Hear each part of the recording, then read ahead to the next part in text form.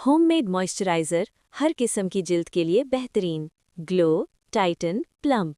अगर आप चाहते हैं घर बैठे ऐसा मॉइस्चराइज़र बनाना जो जिल्द को ग्लो दे, टाइट करे, प्लम्प करे और 1 महीने तक खराब भी ना हो, तो ये रेमेडी आपके लिए है। इंग्रेडिएंट्स: 1 चम्मच निविया क्रीम, 1 चम्मच बेबी ऑयल, 1 चम्मच एलोवेरा जेल। तरीका इस्तेमाल: एक साफ बोल लें, उसमें निविया क्रीम डालें, फिर बेबी ऑयल शामिल करें, अच्छी तरह मिक्स करें ताकि नर्म और स्मूथ सा टेक्सचर बन जाए। अब इसमें एलोवेरा जेल डालें जो आपकी जिल्द को एजिंग से बचाए, एक्ने कम करे और इन्फेक्शंस को रोके। सब चीज़ें अच्छी तरह मिक्स करके एक साफ कंटेनर में स्टोर कर लें।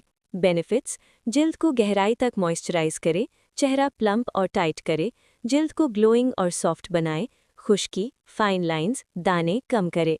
हर किस्म की जिल्द के लिए बेहतरीन। इस्तेमाल: सुबह और रात चेहरे और गर्दन पर लगाएं और आहिस्ता आहिस्ता मसाज करें।